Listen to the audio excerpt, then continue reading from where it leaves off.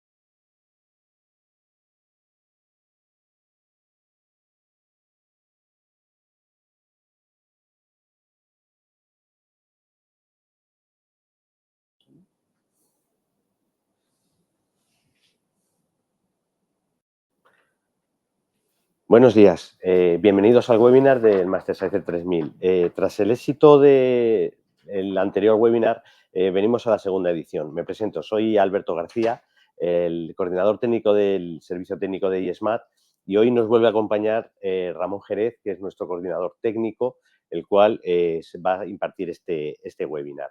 Al finalizar el webinar os haremos llegar un vídeo con este webinar y los vídeos específicos de cada una de la limpieza de los equipos de las celdas de vía líquida y de vía seca. Por último, todas vuestras preguntas serán atendidas al finalizar el webinar, y si no podemos atenderlas porque sean muy extensas o no podamos daros una respuesta concreta, lo haremos por correo electrónico. Muchas gracias. Os dejo con Ramón. Hola, buenos días a todos. Vamos a empezar con el webinar mirando la presentación. ¿Me la pones tú, no? La presentación está en marcha ya. Venga, pues empezamos. Espera, que voy a mover esto. Vale, contamos con la presentación. Tenemos varias partes. Perdón. Tenemos una introducción, las funcionalidades, aplicaciones típicas, un flujo básico de operaciones y pasos esenciales para realizar medidas, errores comunes que podemos tener con los equipos y cómo evitarlos, recomendaciones de mantenimiento preventivo, alarmas frecuentes y acciones recomendadas que tenemos para solventarlas, y por último acabaremos con preguntas frecuentes y tendremos una tanda de preguntas para que podáis preguntar lo que queráis. ¿De acuerdo? Vamos a ver los rangos de medida de los distintos modelos de Mastersizer 3000 y Mastersizer 3000 Plus, mediciones en seco y en líquido y cómo decidir elegir unas u otras, y tipos de accesorios disponibles para cada tecnología, para cada tipo de medida, para seco o para líquido. ¿De acuerdo? Los rangos de medida que tenemos para los distintos Mastersizer 3000 Plus, tenemos 3 equipos, tenemos el Lab, el Pro y el Ultra, que básicamente tienen prácticamente lo mismo. La luz roja sí que la llevan todos, pero en el Ultra es donde tenemos la parte de luz azul que nos ayuda siempre a ver los tamaños más pequeños. La luz azul normalmente funciona por debajo de una micra, ¿de acuerdo? Si no tenemos nada muy por debajo de una micra, podemos medir solo con la luz roja. ¿De acuerdo? Ya veis que el rango en el Lab y en el Pro varía por la parte alta, de 1000 a 2500, y en el Ultra sí que vemos mucho más pequeño gracias a la luz azul, que va de 0,01 a 3500 micras. ¿De acuerdo? Como lo que podemos medir con el equipo es polvos secos, suspensiones y emulsiones. ¿De acuerdo? Según uno u otro, elegiremos un accesorio u otro para poder medir el polvo o el líquido. Un polvo sí que es verdad que lo podemos medir tanto en vía seca como en vía líquida, pero un líquido, lógicamente, solo podremos medirlo en vía líquida. ¿De acuerdo? Estos son los accesorios. En vía seca realmente solo hay uno. Esto es el aspirador que va en función de... para funcionar con el aero, con el accesorio de vía seca, y en vía líquida sí que tenemos bastantes más modelos que serían en orden. La primera es la EV, que va con vaso y puede funcionar con medio litro o con 1 litro, y luego tenemos las automáticas, son la LV y la MV, que la MV, que es el volumen medio, sería como la SM en cuanto a volumen, serían 100, 110 mililitros, y la LV, que sí que serían unos sobre en torno de 500, 600 mililitros. Por último, tenemos este es un accesorio un poco especial, que tanto el accesorio como la celda es todo en uno. Este es un accesorio que el agitador va dentro de la celda para microvolúmenes, para medidas de volumen muy pequeño. Bueno, aquí tenemos los rangos de volumen de cada accesorio de vía líquida. Como os comentaba, la Hydro SV son 6-7 mililitros, SM de 50 a 120, que es lo mismo que la MV, lo que comentaba, 120, y la EV, que es manual, puede ser 250, 600 o litro, y la LV, que sí que es automática, que sí que llega hasta los 600 mililitros. ¿De acuerdo? Ya veis que es automática. Las automáticas son la LV y la MV, que permiten el llenado y vaciado automático para su limpieza. Las otras 3 unidades son manuales, requieren llenar, vaciar e ir limpiando el accesorio. ¿De acuerdo? Medida de tamaño de partículas. La medición del tamaño de partículas nos proporciona valores como los percentiles, de 10, de 50, de 90, y podemos crear más valores que consideramos. Son los valores más utilizados normalmente, aunque el equipo puede dar muchísima más información de cada medida. Lo comentaba, podéis crear el D15, el D98, el D5 para buscar rechazos por la parte baja, por la parte alta, buscar cortes en un tamaño, ver un porcentaje entre 2 tamaños. Son valores que podéis ir creando sin ningún problema en el software. ¿De acuerdo? ¿Qué son los percentiles, los cortes a tamaños y rechazos? El software del equipo nos permite, de manera muy sencilla, generar los valores que más nos convengan o más nos ayuden a determinar la calidad de nuestro producto, ya en función de lo que necesite cada uno. Como os comentaba, se pueden generar los valores de percentiles que necesitamos, tales como el de 5, el de 95, el de 98, como decía, cortes entre tamaños, lo que necesitéis. ayudándonos así a poder ver los rechazos que podemos tener tanto por la parte alta como por la parte baja de nuestra distribución de tamaño. ¿De acuerdo? Asimismo, también podemos generar cortes a tamaños, saber exactamente qué porcentaje de nuestra muestra tenemos a un tamaño concreto o un porcentaje de muestra que tenemos entre dos tamaños. Son los distintos valores que se pueden crear. ¿De acuerdo? La medición de principios activos, que sean los APIs. Para medir los APIs en el 3000 podemos determinar valores como la biodisponibilidad, formación de comprimidos, solubilidad, polatabilidad y estabilidad.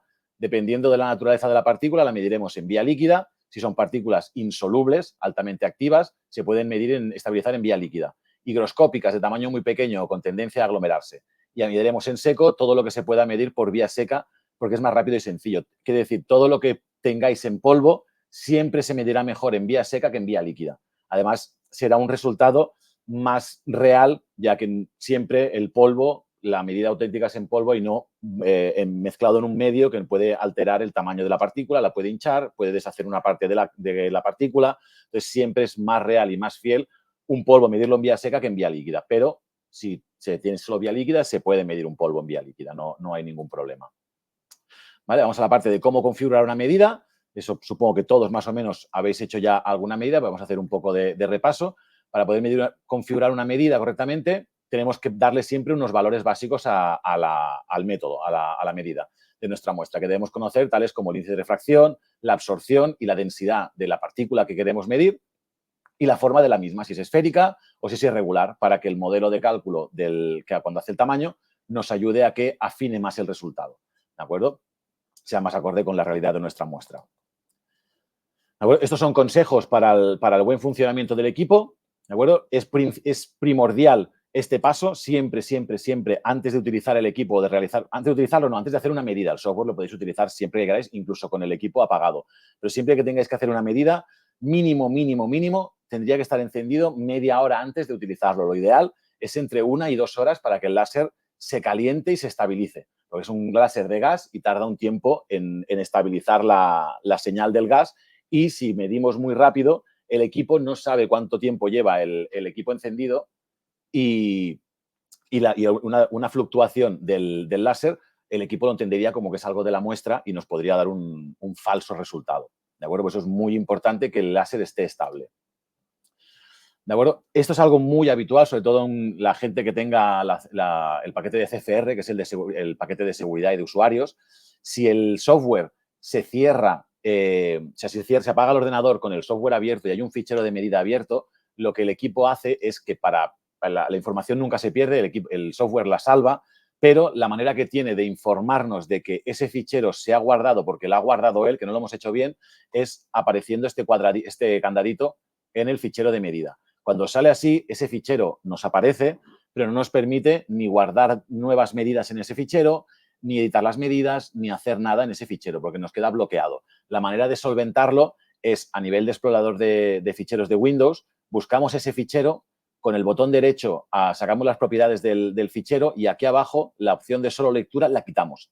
Al quitarla, le damos a aplicar y aceptar y cuando volvamos a abrir el fichero, nos saldrá sin el candado y podemos trabajar sobre ese fichero sin ningún problema, porque el fichero no queda bloqueado, queda como protegido por el equipo para que sepamos que ha pasado eso, pero podemos seguirlo usando. No hace falta que creemos un nuevo fichero con otro nombre, nada, se puede recuperar el fichero. ¿De acuerdo? Otra cosa muy habitual en vía líquida, un error muy común, es el problema de las burbujas. ¿De acuerdo? En vía líquida, sobre todo al medir en agua o si usamos mucho cambio de medios, si ahora medimos con agua, luego con alcohol, luego pasamos aceite, la mezcla de los medios a veces deja restos de residuo y nos puede generar temas de burbujas. ¿De acuerdo? Las burbujas casi siempre las veremos en la banda de las 1000 micras. Las burbujas suelen tener 1 milímetro de grosor y la manera más fácil y más rápida de solventar el tema de la burbuja, aparte de poder tener un dispersante desgasificado o reposado para que no tenga tanta agitación y no tenga tanto aire en el medio, es agitando, dando las revoluciones a tope y parándolas del todo. Eso facilita que al mover al máximo llevamos las burbujas a la parte del baño y al pararlo favorecemos que las burbujas suban hacia arriba de la superficie y rompan y ya las quitamos del circuito. Eso habría que hacerlo 2 o 3 veces viendo según cuánta cantidad de burbujas tenemos, si hay mucha burbuja, si veis que hay muchísima porque el agua viene con mucha presión, es mejor que esa agua la dejéis reposar y luego miráis, porque si tiene mucha burbuja va a ser muy difícil que la podáis llegar a quitar y os va a interactuar con la muestra y entonces os puede perjudicar a la hora de medir. ¿De acuerdo? Presión baja bosoniana. Este error es en respecto de la vía seca. Nos podemos encontrar con varios problemas en la toma de aire o aspiración. En el caso de tener una presión de aire baja, puede ser debido a algún problema en la línea de suministro o en la botella, si es el caso. Mucha gente trabajáis con botellas de nitrógeno para dar aire al equipo. También podemos tener un problema de obstrucción en el circuito de muestra, en el recorrido del Venturi, que no permita pasar la totalidad del aire y, por tanto, si no pasa todo el aire, perdón, tampoco llegaría a pasar toda la muestra. En cuanto a la aspiración, si tenemos algún problema con el vacío, la primera causa que hay que ver es la bolsa del aspirador y el filtro también es algo que normalmente, según lo que midamos y la cantidad de muestra que midamos, puede saturar el filtro. Hay veces que el filtro, si es una capa de polvo, limpiándola o dándole unos golpes, se puede solucionar. Si es un tipo de muestra que llega a hacer un poco como de costra, se tendría que rascar, pero el filtro que es un material parecido al cartón. Si lo rascamos mucho, lo podemos romper. Entonces, si tenemos un material que nos colapsa mucho el filtro, lo ideal es ir teniendo filtros de recambio o cambiarlos anualmente o tenerlos para poderlos cambiar cuando haga falta. A quien le pase, cuando vaya algún técnico, que se lo comente y os explicaremos cómo cambiar el filtro, que es algo muy sencillo, no tiene mucha complicación. Solo hay que tener mucho cuidado, según lo que midáis, a la hora de sacar el filtro, que vayáis lleno de esas partículas, que no se vayan al aire, no las respiréis ni nada de esto. Si no, el cambio del filtro es muy sencillo. ¿De acuerdo? Luego, otro problema muy común para tener un mal resultado, lógicamente, es configurar mal la medida. Si yo le doy mal los datos de referencia de la muestra, cuando él mida no va a interpretar la medida como lo que es. ¿De acuerdo? Puede afectar al resultado final, pudiendo dar valores que no tengan nada que ver con el tamaño real, porque el cálculo que aplica, como lo hace basándose en la información que le hemos dado, no es real, no se corresponde con la realidad. Bueno, pues es muy importante que tengamos muy claro qué es lo que estamos midiendo y cuáles son sus valores para asegurarnos de que lo vamos a medir bien. ¿De acuerdo? Esto también es muy habitual, sobre todo si tenemos más de un accesorio. Por norma general, el software, al poner una celda o otra, automáticamente aquí abajo, donde pone ahora no hay accesorio, realmente veréis que es en verde, que reconoce el accesorio que es. Las unidades manuales, como son la EV o la SM, a veces les cuesta más comunicar, sobre todo la SM, porque la SM no tiene ninguna comunicación con el equipo. La EV sí que detecta un poco más, pero la SM no tiene nada. Entonces, si os pasara que ponéis una celda y no os la reconoce, al pinchar aquí en no hay accesorio, os sale un desplegable y os dice qué unidades hay. Pues si son la LV, la MV, la Aero y la SM no os aparecerá porque sale como accesorio manual. Cuando tengáis los que tenéis una SM, dándole a cualquiera de las que tenéis de accesorio manual, os funcionará, porque el equipo identifica que es accesorio manual, no tiene que tener ninguna comunicación con ella y ya la podéis gestionar vosotros como queráis. Os digo, el resto, aunque la EV no es automática, a la hora de llenar y vaciar, sí que las revoluciones se las damos desde el software, por tanto, sí que tienen una comunicación. La SM es la única que no tiene una comunicación como tal. Entonces, es con la que es más habitual que os pase eso. Pues si tenéis una y ponéis un aero y no os sale, le dais lo que os digo, desplegáis, os saldrá aero, picáis al aero y ya enseguida os conectaráis, os pondrán verde. Pero es algo que a veces, según cómo está el software de aturullado, el ordenador, a veces no llega a comunicar, no llega a hacer el cambio este. ¿De acuerdo? Estos son consejos de utilización con el equipo. Es importante a nivel informático reiniciar el PC cada 3, 4 días. Esto es un consejo de Malware para el tema de reiniciar el ordenador. El software no va acumulando tanto dato en cola y va haciendo como un formateo de los ficheros de configuración y acaba yendo más fluido. Si lo tenemos abierto durante mucho tiempo, puede llegar a tener problemas el software de que va lento y no comunica bien con los accesorios. Pues eso es mejor siempre, o si no es 3, 4 días, se enciende el lunes, apagarlo el viernes, dejarlo el fin de semana parado, una cosa así, que no lo tengáis semanas y semanas abierto, porque a nivel Windows, a nivel informático, puede llegar a traer problemas. ¿De acuerdo? Ahora os dejaremos un vídeo para toda la parte de limpieza de las celdas de medida, tanto en vía líquida como en vía seca. Y como os ha comentado antes mi compañero Alberto, este vídeo se os mandará para que lo tengáis como apoyo cada vez que necesitéis limpiar las celdas, las ventanas o tengáis alguna duda de cómo sacarlas, cómo ponerlas, cómo hacerlo, lo podáis consultar sin ningún problema.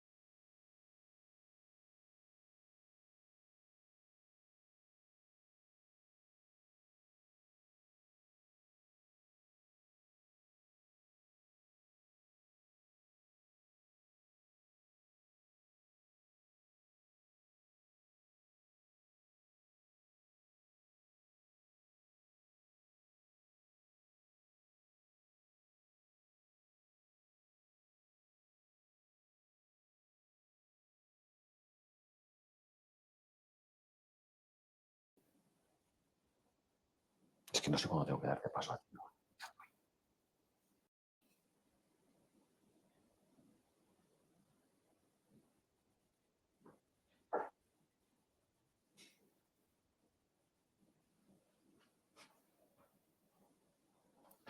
Bien, espero que os haya ayudado el vídeo explicativo de las distintas vías, de vía líquida y de vía seca. Como os he comentado, los tendréis disponibles para consultarlos cuando queráis. ¿De acuerdo? Seguimos un poquito más, luego quedará la última parte de preguntas. Es importante, aparte de tener la celda y el accesorio limpio, que el entorno del equipo esté, entiendo que hay sitios de fabricación que es más difícil, pero intentar que esté lo más limpio posible, pero cuanto más polvo haya en el entorno del equipo, más polvo se puede filtrar hacia la celda, hacia dentro del equipo y pues, costará más mantenerlo limpio. Entonces, cuanto más limpio pueda estar la zona de trabajo, mejor que mejor. También es importante, sobre todo de cara a la vía líquida, mantener el equipo lo más alejado de fuentes de luz, ¿de acuerdo? Sobre todo de luz solar, que esté cerca de alguna ventana, que la luz del sol le dé a los tubos o al agua y os genere contaminación en forma de algas, ¿de acuerdo? Sí que es verdad que además las fuentes de calor pueden hacer que el láser se caliente de más, el accesorio se caliente de más, entonces siempre es mejor intentar mantenerlo lejos, de, sobre todo de la luz solar y de fuentes de calor como estufas o la misma luz solar también calienta, por eso por los dos factores es mejor tenerlo lo más apartado, si está cerca de una ventana, que se le ponga alguna historia, alguna cortina, algo que nos evite que le dé demasiada luz al equipo. ¿De acuerdo? Vamos a ver otro tipo de fallos. El fallo de lectura del background, ¿de acuerdo? El background típico, la forma sí que sería esta que veis aquí, primer detector arriba y luego ya va cayendo en forma decreciente, sería esta forma, pero la escala, como marca aquí, es muy alta, ¿de acuerdo? La escala buena sería esta, 30, 30, 40, con esta forma, sin esta montaña de aquí, ¿de acuerdo? Si veis el detector 20 sube por encima del nivel 20 o el primero por encima de 100, 200, ya lo que esto nos indica es que hay que limpiar las ventanas. Si llega a un punto que por mucho que las limpiemos no conseguimos bajarlo, puede ser que tengamos o un problema de suciedad en otras ópticas del equipo o que las ventanas se nos estén estropeando, estén rayadas, hayan perdido parte de la capa de la película antirreflectante que llevan, entonces requerirá hacer un cambio de ventanas. Nos avisáis, se acercará un técnico, se mirará si es un tema de suciedad de ventanas o de óptica del equipo y si al final se ve que son las ventanas, pues se presupuestarían unas y se podrían cambiar sin problema. ¿De acuerdo? El castellete de un almenado producido por una reflexión irregular, como podéis ver aquí, rayadura abrasiva, cambio de ventana o raya por suciedad, que es lo que os digo, limpiando. Hay veces que tenéis alguna marca en la ventana, solo con limpiarlas con agua y jabón, como habéis visto en el vídeo, y un poquito de papel con alcohol, se van. Hay veces que si es una rayada, lógicamente, del cristal, por mucho que viene de limpiar, no se irán. Entonces, cuando es una rayada como afecta a un solo detector, lo más habitual es que veáis un piquito así, no una forma así grande que suele ser resto de muestra. Esto es que el equipo aún no está limpio del todo. Hay que hacer algún enjuague más para que el circuito quede limpio. Entonces, si veis rayas puntuales, rayada de ventana o suciedad incrustada en la ventana, si veis toda una población entera, normalmente suele ser por tema de suciedad. ¿De acuerdo? Y aquí veis que muchas señales de los primeros detectores, aunque se mantenga la forma, es un mal fondo. Habitual de espesante orgánico y muy inestable, lo que os comentaba. La forma sí que es la buena, primer detector arriba y luego va bajando, pero es una escala muy alta. Necesitaríamos que tener esta forma en esta escala, en la escala de 30, 40, para tener un buen fondo. Entonces, siempre la parte más fácil para poder tener un buen fondo, o la más habitual, es limpiar las ventanas. Es donde, porque es realmente donde pasa la muestra, donde pasa el dispersante. Sí que puede haber suciedad en otras ópticas, pero es más complicado porque están fuera del contacto de la muestra, lo que comentaba. Si no hay mucho polvo ambiente en el laboratorio, el resto de equipo normalmente se mantiene más limpio. ¿De acuerdo? A los que tengáis contratado el mantenimiento preventivo, normalmente dejamos configurado este aviso para que os recuerde. Normalmente nosotros os contactaremos antes, normalmente un mes, 2 meses antes de que sea la fecha que toque la fecha de mantenimiento para concertar una cita, pero en el caso de que se pasara, no se dieran cuenta, no se dieran fechas, a vosotros os saltará un aviso, pero por eso os aparecerá el aviso de mantenimiento y la notificación. Conforme a partir de cierta fecha os vence la validación para que podáis vosotros, si nos han contactado, nos contactéis para decir, me toca hacer el mantenimiento o la validación en tal fecha. Y los compañeros de Heldes buscarán técnico, buscarán fecha y os propondrán varias fechas para ver cuándo se puede hacer. ¿De acuerdo? No os preocupéis, aunque salga el mensaje, se puede seguir trabajando con el equipo. No bloquea el equipo ni lo anula. Es simplemente un recordatorio para que no se nos pase y tengamos controlado el mantenimiento o la validación de nuestro equipo. ¿De acuerdo?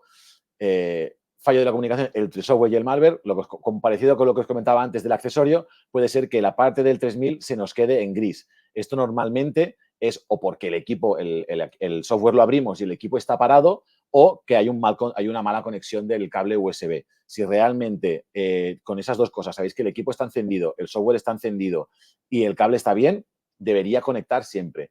También tener en cuenta, lo que sí que os puede pasar es si tenéis el software abierto con un usuario de Windows y ese usuario deja el software abierto, pero cierra la sesión de Windows y entra otra persona a otra sesión de Windows y abre el software, no le va a comunicar.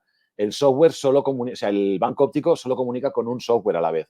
No puede haber tres softwares conectados, tres softwares abiertos y conectados con el instrumento. Entonces, si veis que lo tenéis todo bien y esto os aparece así, lo primero que deberíais comprobar es que no haya ninguna otra sesión abierta. ¿De acuerdo? Es muy habitual, ahora enlazaré con otra cosa que hemos visto antes, que si alguien se ha dejado la sesión abierta, a lo mejor ya no está en el laboratorio en ese momento y yo necesito medir. Lo que hago es reinicio el ordenador, así cierro su sesión. Contar que si hacéis eso, el fichero que tenía abierta esa persona, cuando se vaya a recuperar esa persona o nosotros, saldrá con el candado que os he enseñado antes, porque lo va a guardar el equipo. No pasa nada, pero os va a parecer así. ¿De acuerdo? Si, lo que os digo, si veis que todo lo que es el equipo y el cable están bien y esto os queda en gris, contar que el problema puede ser ese, que haya otra sesión que esté conectada. Entonces, o miráis si hay algún otro usuario o reiniciáis el ordenador para estar seguros. Si aún así no os comunicara, nos avisáis que habría que ver si hay algún problema con los puertos, con la comunicación, etcétera, o con la placa del equipo. ¿De acuerdo? ¿Vale? Y por la última parte, identificación de un buen resultado de una medición. Para identificar si tenemos un buen resultado, el mejor indicativo que tenemos es el valor de residual, ya que es un valor que compara la medida real con la medida teórica, con la imaginaria, ¿de acuerdo? Con la información que nosotros aportamos a la SOP, a la medida, tales como el índice de refracción, la absorción, la densidad de la partícula, la forma. Con todos estos datos, el equipo genera un cálculo teórico de lo que él cree que va a dar la distribución. Luego hace la medida real y enfrenta un resultado con el otro. La desviación entre una gráfica y otra no debería ser superior al 1%, si está todo correcto a nivel óptico. Es importante esto teniendo en cuenta que midamos un solo material. Gentes que midan emulsiones, por ejemplo, que son 5 o 6 materiales, notar que cuando le damos los datos a la medida, le damos los valores de un material. Si yo tengo 5, hay 4 que me están saliendo de esos valores. Entonces, eso hará que incremente el residual. Lo que tenemos que intentar buscar siempre es nuestro mínimo residual. Si conseguís un 1,2 y ese es vuestro mínimo, será 1,2. El día que os dé 1,6, 1,7, sabéis que a nivel óptico ese material está variando, ¿de acuerdo? Pero que si lo mejor es lo más bajo posible para que el teórico y el real estén configurados igual y el equipo realmente esté midiendo lo que toca. Pero no pasa nada si tenéis un residual un poco más alto mientras siempre sea estable, porque siempre estará midiendo igual, que eso es lo importante, ¿vale? Lo que os enseñaba antes con las gráficas, cómo identificar que el equipo está limpio. Este es el background, este es el dibujo de background ideal. Primer detector arriba y los demás en caída ya en forma decreciente. Cuanto más cerca, aquí está, este es el detector 1, teníamos el detector 0, que es el que detecta la potencia del láser. El láser incide justo en un agujerito por donde pasa al detector 0. Cuanto más cerca del agujero estoy, más luz tengo. Cuanto más me alejo del agujero, menos láser tengo. Si el equipo está limpio, que no desvía la luz, el láser, hacia ningún otro detector, el dibujo sería este. Siempre que no tengáis este dibujo, que sea la escala más alta o que tengáis alguna montaña aquí, alguna montaña, restos de muestra o incluso de burbujas. Hay que vaciar, limpiar las ventanas, volver a llenar e ir verificando hasta que consigamos tener el mejor background más parecido a este posible. Si por más que limpiéis no lo conseguís, lo mismo, os ponéis en contacto con nosotros, que verificaremos si es que las ventanas pueden estar mal deterioradas o realmente hay algo en el equipo, tal como el láser o alguna de estas ópticas, que se puede haber desajustado, puede estar sucio, etcétera, etcétera. Hay varios factores, pero el background básico que tenéis que conseguir es siempre esta forma, esta es la base. ¿Vale? Tener un buen background. Siempre tendrá, como os comentaba, el primer detector más alto que el resto y los siguientes irán cayendo, ¿de acuerdo? Por lo que os decía, porque cuanto más me alejo de la zona de incidencia del láser, menos luz tengo. ¿De acuerdo? La escala de la gráfica no debería estar más alta de las 100 unidades. Aquí donde pone un 30, que no llegarais a un 100. ¿De acuerdo? Y la potencia, desde el valor inicial, que no caiga más de un 4 o 5%. Si ahora mismo en el equipo limpio tenéis, por ejemplo, un 79 de láser, pues si os cae a 74, 75, 73, pues igual ya es cuando toca limpiar, ¿de acuerdo? Para que no perdáis mucho. No pasa nada porque el equipo compensa esa pérdida. Igual si tenéis un poquito, si esto en lugar de en 30 está en 40, 50, no hace falta limpiar con locura, porque el equipo lo que hace es restarlo, pero cuanto más alta sea la escala o más población tenga aquí, contar que menos va a restar el equipo, va a perder más rango. Entonces, si la suciedad la tengo en la parte de rango donde yo mido, me va a restar de mi zona. Entonces, voy a poder ver menos partículas. Por eso es importante mantenerlo limpio para que el equipo pueda ver cuanto más mejor y lo vea mejor. Entonces, para eso es importante esa parte. ¿De acuerdo? Y cómo realizar la medida correcta de algún material. La mejor manera de medir un material, la que requiere es realizar varias pruebas con distintas configuraciones de la medida. Es hacer pruebas cuando tenéis que desarrollar un método, es ir probando. Si tenéis vía líquida, pues probar con varios dispersantes cuál es el que la mezcla mejor, la moja mejor y la distribuye mejor. Y si es en vía seca, pues ir jugando cómo nos dosifica mejor la muestra. Si es con más presión, menos presión, jugar con la vibración y quitar más aspiración. Es lo que hay que ir probando y sobre todo cuando encontréis de 10 maneras de hacerlo, veáis una que es la que más os convence, de esa creáis un método y verificáis haciendo 10, 15, 20 medidas que es repetitivo. Una vez tengáis eso repetitivo, ya podéis contar como que ese método o esa SOP es válido. Siempre que la forma de la distribución os parezca que es la lógica y el resultado sea bueno, podéis contar que siempre que la muestra la preparéis igual, el método va a estar igual. Por lo tanto, el equipo va a medir siempre igual. ¿De acuerdo? Pensar que el equipo, si algo lo configuráis mal y mide mal, siempre medirá igual de mal, pero siempre os dará el mismo resultado. No va a ir cambiando. Entonces, es más fácil de poder controlar. Y por último, ahora os dejaré un momento con mi compañero Alberto. Os va a comentar el tema de contacto con el servicio técnico de Geldes y luego pasaremos a la parte de preguntas. Podéis pasar en el chat las preguntas que tengáis. Intentaremos solventarlas todas ahora mismo. Si alguna vemos que puede ser más específica, más complicada o más extensa, os contestaremos por mail, os llamaremos por teléfono o veremos la manera más cómoda de pasároslo. Vale, perfecto. Muchas gracias, Ramón. Antes de pasar al turno de preguntas, como bien comentaba, os voy a recordar la manera de contactar con nuestro servicio técnico. Tenemos dos vías. Por teléfono, donde contactaremos con un equipo de 3 personas, las cuales estarán encantados siempre de atenderos. Y también tenemos a través del correo electrónico soporte@ismat.com.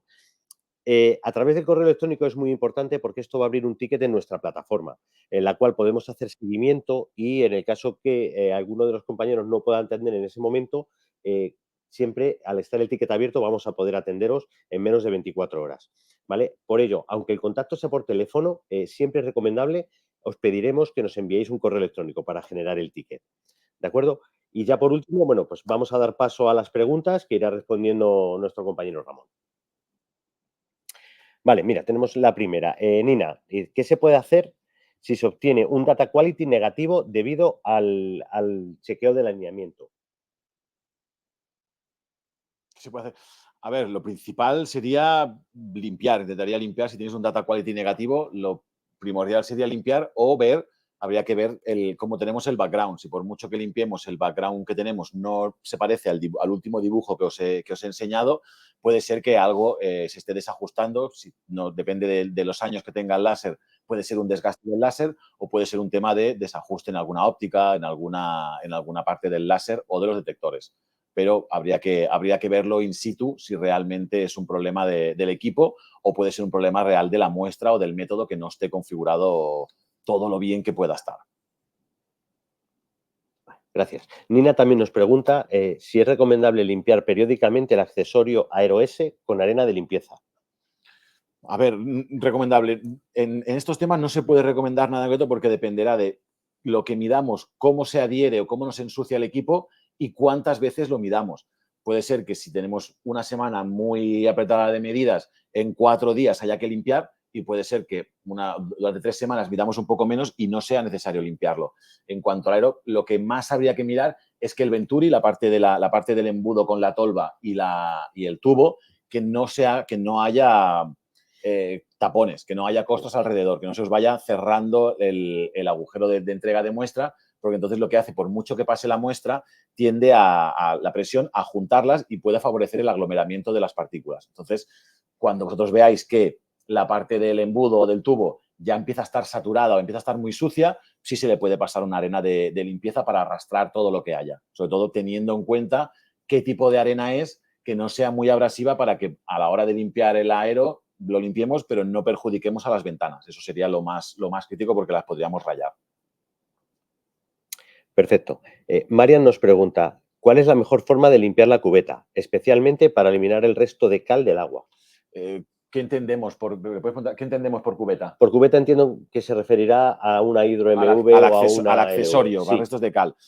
Podéis, realmente, un accesorio, si queréis limpiarlo con algo que sea un poquito más fuerte, tipo Viacal, aunque el Viacal se puede pasar por dentro de la celda, que hay que contar que de los tubos que salen por detrás del accesorio, podéis conectarlos de una pipeta a la otra. Podéis hacer un circuito cerrado solo en el accesorio, para que no pase por las ventanas si os da más cosa que sea un líquido que os pueda ensuciar las ventanas. Y dentro del accesorio lo podéis agitar y dejarlo limpiando. Y os digo, con Viacal, con agua caliente, normalmente, si es un problema de cal, lo limpia bastante bien. Pero lo podéis limpiar con cualquier, si tenéis el accesorio, sobre todo, que sea el que es resistente a solventes orgánicos, para que si echamos algo como el Viacal, alguna cosa más tipo agua diluida con alcohol, alguna cosa que os ayude, que no afecte a las juntas.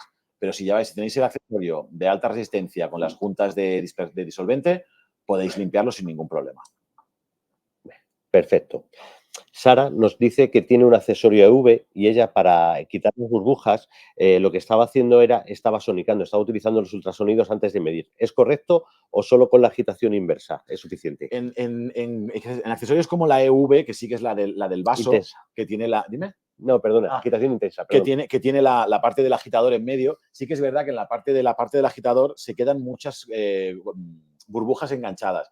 El ultrasonido lo que ayuda, si tenéis ultrasonido, lo que debéis hacer es las dos cosas, agitar y parar, y cuando lo paréis, entonces aplicar un rato de ultrasonidos para que las burbujas que se queden pegadas al vaso de cristal o al agitador se suelten y así puedan subir hacia arriba. Sería una combinación, agitar, parar, ultrasonidos. Esa secuencia hecha 2 o 3 veces os debería eliminar todas las burbujas. Si así no lo podéis eliminar, deberíais mirar como he dicho antes, o buscar una agua de garrafa o el agua dejarla reposar, la que vayáis a usar siempre, tener una garrafa y dejarla 1 o 2 días reposando antes de usarla para evitar que nos genere tanta burbuja, porque a la hora de medir en vía líquida lo que más nos puede llegar a afectar y dar problemas son las burbujas, así como en vía seca.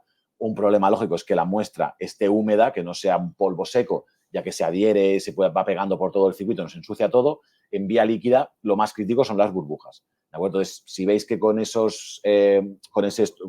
secuencia no se os van o necesitáis hacer 10, 12 veces lo mismo porque si no, no se van, dejar el agua reposar antes de utilizarla, que os irá muchísimo mejor. Perfecto. Neil Molins nos pregunta, dice que disponen de una bandeja sin tolva en vía seca, que cuando trabajan con polvo fino se aglomera mucho, que si una tolva les ayudaría a resolver el problema. O quizá la bola. Tendrán que poner la bola pues para... La tienen sin tolva porque debe ser la de microvolumen. Es la que tiene solo el canal pequeñito. Es que a esa bandeja no se le puede poner tolva. Tiene que cambiar de bandeja. Entonces, lo de los aglomerados, ¿si ayudaría? Sí puede ser con la cestilla y con la bola, podría ayudar a romper. Pero quizás si tienen problemas de aglomerado, lo que más les ayudaría sería el Venturi de alto impacto. Sería lo que más podría ayudar. No sé qué Venturi tienen, si es el estándar alargado o el que tiene el codo. El que tiene el codo ayuda muchísimo, a pesar que en el Venturi estándar a 4 bares de presión, que es el máximo, igual no llegamos a romper una partícula, a desgregar una partícula aglomerada, pero con el de alto impacto a un solo bar ya conseguimos romperla, porque la partícula no solo va soplada, sino que impacta en un codo metálico y eso sí que hace que rompa la partícula. Solo con la bandeja o solo con el Venturi estándar es muy difícil. Entonces, si tenéis la duda de si con otro Venturi os iría bien, lo que podéis, en contacto con Geldes, podríais mandar un poco de muestra a la oficina. Se os mediría aquí con un Venturi de alta energía y se os diría, mira, lo hemos medido con alta energía y nos da así, esta es la distribución y este es el tamaño. Y vosotros ya determináis si eso cuadra más con lo que esperáis o lo que creéis que tiene que ser, y si os interesa, necesitáis cambiar el Venturi. Se puede instalar, no hace falta cambiar nada, es una pieza que se quita, se pone en cualquier aero, se puede poner en cualquier momento. No hay que configurar nada ni cambiar nada, se os puede mandar, quitáis uno, ponéis otro y medís con el otro Venturi sin ningún problema. Neil nos confirma que tiene estándar. pues entonces si tenéis el estándar, yo os aconsejaría eso, un poco de muestra con la que tengáis ese problema o esa duda, nos la mandáis a la oficina de Madrid, en contacto con Geldes para que lo sepan, que la prueba que tienen que hacer, se hace la prueba con el Venturi de alta energía, se os manda el resultado y ya vosotros decidís si os va bien o no, y si lo queréis o no lo queréis, o lo necesitáis o lo que vosotros veáis. Perfecto. Arantxa nos pregunta que si siempre es necesario limpiar con agua y jabón las ventanas de vía líquida o simplemente con alcohol, independientemente si ha sido de lo sucio que se encuentre. Claro, depende del tipo de residuo que tengas. Si, por ejemplo, siempre medís con agua y solo medís con agua, normalmente con darle una pasadita, darle un poco con agua y luego pasar el papel con alcohol para quitar los restos de impurezas del agua, la cal, todo esto, normalmente se quedan bastante limpias. No es necesario el abrir, limpiar. Pensad que hay muchos clientes, algunos lo sabréis, que siempre miden con agua, que las ventanas no las limpian. Pueden estar meses y meses sin limpiarla. Pero para eso es muy importante que entonces o siempre las dejéis con agua, que las ventanas siempre estén mojadas con líquido, o si va a estar parado mucho tiempo y se puede evaporar el líquido que haya, que abráis la celda y sequéis las ventanas, que queden secas totalmente, que no queden gotitas. Porque esas marcas, la gotita al secarse, deja la marca y eso luego ya no se quita.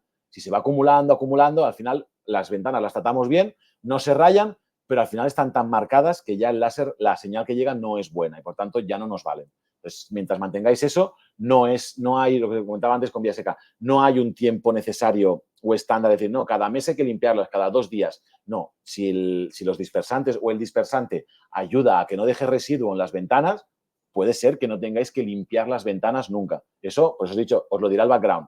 Si el background lo veis que tenéis el primero arriba en 30, 40 unidades y los demás ya van en decreciente, en caída, no hace falta abrir, ni limpiar, ni nada. Podéis seguir midiendo sin ningún problema. Vale. Perfecto. Sofía González nos hace varias preguntas. A la hora de revisar una medida, ¿a qué se puede deber una curva que aparece en el rango entre 0,1 y una micra? ¿Vale? Y en el caso de que la muestra que estén midiendo no se esté disolviendo bien, puede ser, que si habría alguna manera de saberlo. Claro, os entiendo que ven una montaña, ven una distribución en la parte de los finos que no debería estar. Entiendo que sí, porque... Puede ser que lo que está pasando es que se está disolviendo las partículas, que se van haciendo cada vez más pequeñas y por eso las vemos a esa banda. Lo que podríais probar, si tenéis esa duda, es intentar el medio que uséis, saturarlo. Primero, saturarlo de la muestra que tenemos, en no sé qué accesorio tenéis, qué volumen tenéis, pero si medís en algo que tenga 100 mililitros, coger 100 mililitros de agua o del dispersante que usáis, echar mucha muestra hasta que ya no la absorba y con ese líquido medir el background, hacer la medida y luego añadir la muestra para verificar que no se nos disuelva parte de la partícula. Porque hasta que no hagamos ese tipo de pruebas, no podemos saber a qué se debe esa partícula o no. Os comento lo mismo que de hecho en vía seca para el tema de alta energía. Cuando tengáis un producto así, que tenéis dudas de si estáis haciendo bien, de cómo va el método, nos podéis mandar, contactáis con Geldes, les mandáis aquí a la oficina un poco de muestra, nos mandáis el método, pues tenemos que saber exactamente cómo lo hacéis para medirlo igual y podemos hacer pruebas aquí para ver si con algún otro cambio de agitación, un cambio de ultrasonidos, un cambio de dispersante, si se puede ajustar mejor el método o no para poderlo medir bien. Vale, y nos pregunta que se les ensucia mucho también la hidro EV, que cómo podían limpiarlo, pero yo creo que ya lo he comentado, ¿no? Si es el accesorio como tal, como he comentado antes, podéis limpiarlo normalmente el problema más habitual suele ser la cal, podéis tenerlo recirculando con agua caliente y Viacal, incluso dejarlo un tiempo con el Viacal para que desincruste bien y luego agitar y hacer, eso sí, luego hacer 5, 6, 10 enjuagues hasta que veáis que el agua queda limpia y no quedan impurezas. Eso es lo más importante. Podéis limpiar con lo que queráis, pero que luego hagáis el cambio bien y que no se nos quede mucho resto en el equipo, pero podéis limpiar el accesorio sin problema. Igual una LV que una MV o una EV, da igual, no hay diferenciación para eso. Vale. Maite nos realiza 3 preguntas. ¿La potencia baja del láser puede ser por un problema de limpieza? De suciedad, sí, desde luego. El ascenso, o sea, en la gráfica del background que os he dicho, que estaba en 30-40, que esa escala suba, que nos salga una montaña a la derecha que no debería estar, o perder potencia de láser, es debido a suciedad siempre y cuando no sea problema del láser. Los que tengáis un equipo que tenga ya entre 9 y 11 años, las probabilidades de que el láser empiece a fallar son altas. Pensar que el fabricante de láseres le da una vida al láser entre 5 y 6 años. No es real el tira corto. La media habitual está en lo que os digo. 9, 10, 11 años suelen ser lo que duran los láseres.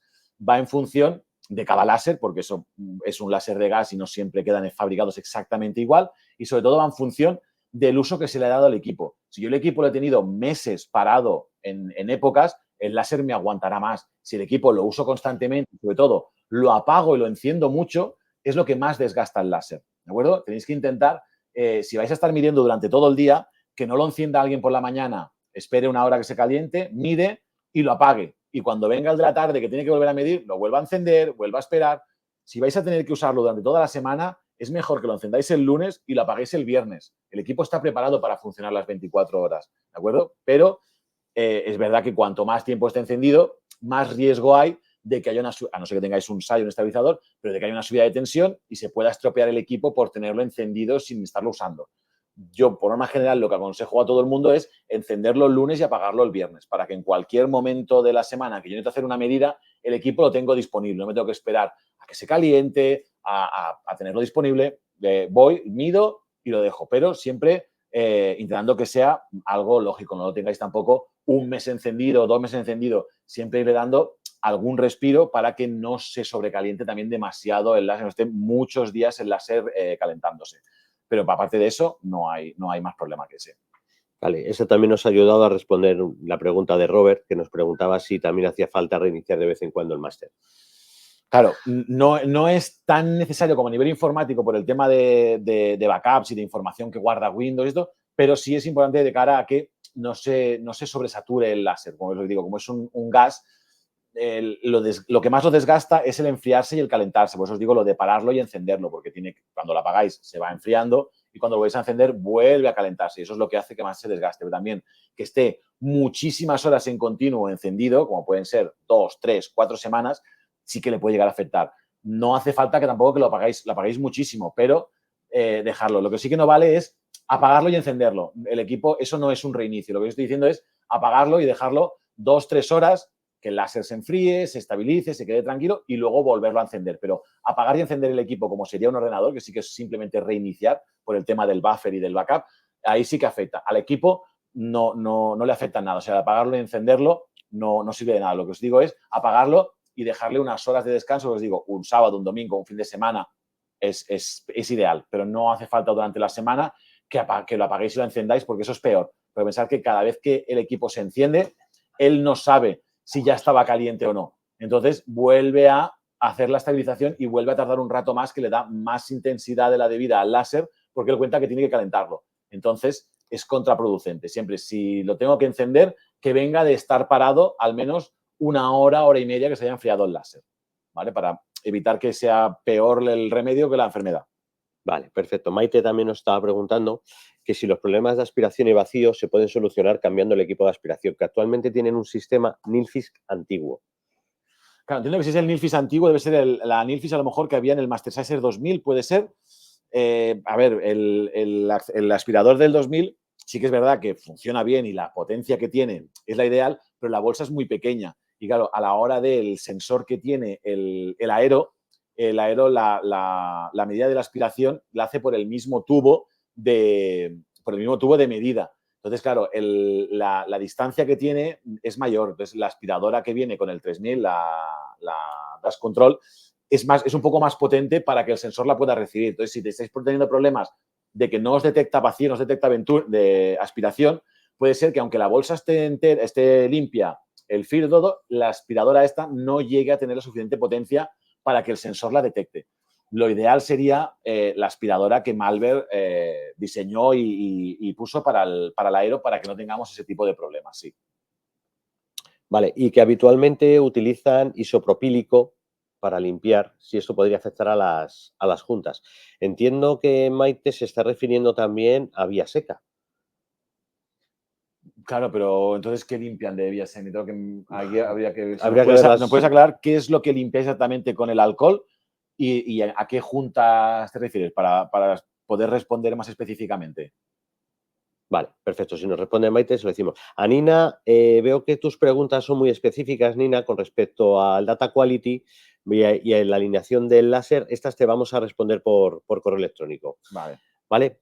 Vale, Esther nos pregunta que una medición de API con receta de proveedor en vía seca con el aero, hay veces que no llega a la oscuración inferior y no llega a realizar la medición. ¿Qué se suele hacer en este caso? Que no llega a No llega a la oscuración. Yo creo que posiblemente porque esté entrando muy despacio la muestra o... Claro, lo medís con el mismo método que mide el que os da la muestra, o sea, quien fabrica la muestra, entiendo que hace una medición y lo queréis medir igual. ¿Tenéis el mismo método que ellos y la misma configuración de accesorio que ellos? Porque si miden con un Venturi distinto o con una bandeja distinta o la configuración es distinta, no podréis llegar a medir exactamente igual. Entonces es importante sí que eso saber si lo tenéis igual. Vale, perfecto. Vale, Miquel nos pregunta que cuando hace vale, perdona, estaba diciendo Esther que sí que es con el mismo método que ellos. O sea, vale, si es con el mismo método que ellos, sí que deberíais tener que poder medir exactamente igual que ellos. No entiendo por qué te os cuesta que os caiga la muestra. Mirar que no os coja a vosotros la muestra humedad y por eso se os quede enganchado en la bandeja y le cueste más y en el Venturi se colapse porque al estar más húmeda se aglomere y se apelmace. Pero si el cliente con la misma configuración o el otro distribuidor puede medir y lo mide bien, en el vuestro se tendría que poder medir igual. Si veis que tenéis algún problema y si veis que no sois capaces, os ponéis en contacto con Helpdesk, que igual en vuestro caso, pues igual la vibración no va fina del todo o hay algo que no acaba de funcionar bien y por eso no os distribuye bien la muestra. Habría que verlo in situ por algún técnico. Vale, genial. Maite nos ha respondido y el isopropílico lo utilizan para la vía líquida, ¿vale? Casi nunca agua, que sí puede afectar a las ventanas, a las juntas de vía húmeda. No, si tenéis, es importante que miréis que tengáis aquí creo que se ve en la pantalla, en la celda, que hay aquí una R roja. Si aquí en la celda tenéis un redondito rojo con una R, la R es de Solvent Resistant. Entonces, todas las juntas, tanto de la celda como del accesorio, aguantan disolventes. Si en la redondita esta es azul, sin letra, solo azul, es solo para agua. Si tenéis la azul, no podéis medir con isopropílico porque las juntas se os van a deteriorar bastante rápido. Pero si tiene la roja, sin ningún problema podéis medir, incluso dejarlo en isopropanol, limpiar, no hay ningún problema, que las juntas están más que preparadas para resistir el isopropílico. Vale, genial. Sergio, bueno, nos ha pedido que le pongamos en copia de la respuesta de Nina, ¿vale? Lo apuntamos para poder responderla. Miquel nos pregunta que cuando hace el background con una señal muy baja del detector 1, en torno a 40-60, sí, las medidas de la muestra que reportan colas, montañitas en la zona de medida entre 400 y 1000 micras. Sin embargo, cuando el background lo hace con una señal en torno a 100, no encuentra dichas colas. ¿A qué se puede deber este dato? Pues esto tendría que verlo, la verdad. Tendría que ver las distribuciones, los informes de una medida y de otra, e incluso intentar ver in situ alguna medición, porque hay veces que si no se puede ajustar, no se puede verificar cómo está el background, es difícil. Puede ser que si está un poco más sucio, que justo esa suciedad en el background, al restar más background, nos esté restando la parte que vería la suciedad o vería las impurezas. Entonces, no las vemos cuando está más sucio, porque nos resta más. Es probable que esté pasando eso, pero en un caso tan específico habría que verlo. Digo lo que puede ser más probable, pero habría que verlo específicamente con los reports, con las medidas, incluso verificando cómo está, hacer una medición, hacer otra y poderlo comparar. Pero habría que hacer un estudio un poquito más profundo para poder ver un tipo de error así. Vale, perfecto. María nos pregunta sobre la calidad del agua. Que si es recomendable tener algún equipo conectado, algún sistema de eliminación de cal para evitar problemas con la unidad hidro o quizás algún tipo de osmosis.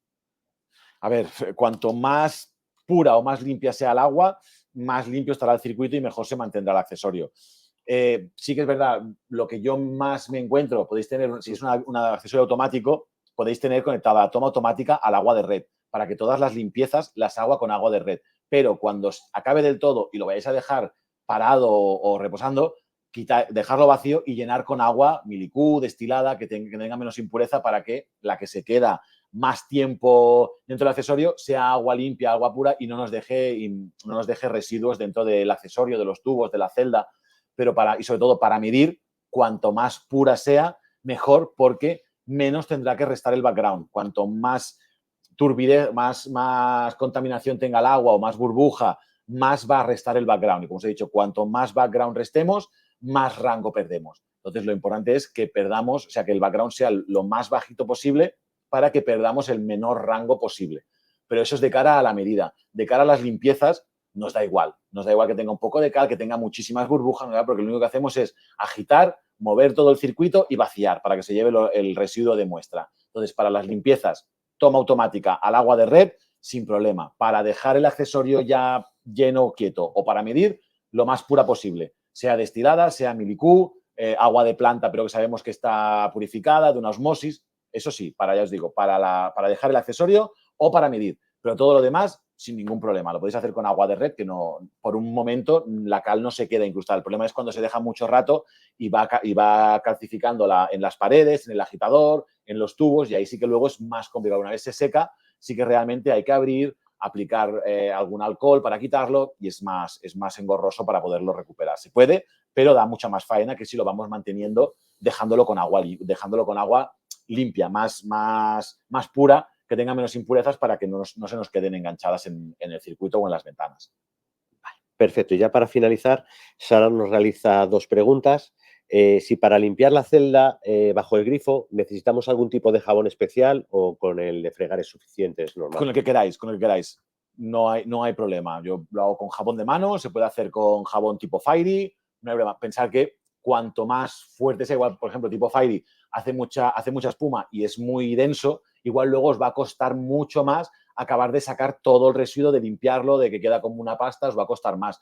Mientras sea un jabón que a vuestro material o vuestra suciedad la saque bien, lo podéis hacer con el jabón que queráis. Si tenéis jabón de limpiar pipetas, os digo, tipo Fairy, tipo jabón de manos, no hay problema. Solo que después enjuagar bien, limpiar muy bien, que quite todo el residuo del jabón, pero podéis usarlo, no uséis, como hay en algún sitio que me he encontrado, hay algún sitio, alguna planta que tiene jabón que es con gránulos, que es como un jabón con arena para quitar muy bien grasas y demás. No uséis ese, por favor, porque ese si lleva granos, a la hora de frotar por la ventana, la puedo rayar. Mientras sea un jabón líquido normal, que no tenga partículas gruesas, partículas que se noten, podéis limpiar con el jabón que queráis sin problema. Perfecto. Y ya por último, nos pregunta también Sara que en el background, las imágenes que has mostrado de los background, Sí. la señal de energía siempre es positiva. ¿Qué es lo que ocurre cuando sale negativa? ¿Por qué hay veces que sale la potencia del láser en negativa?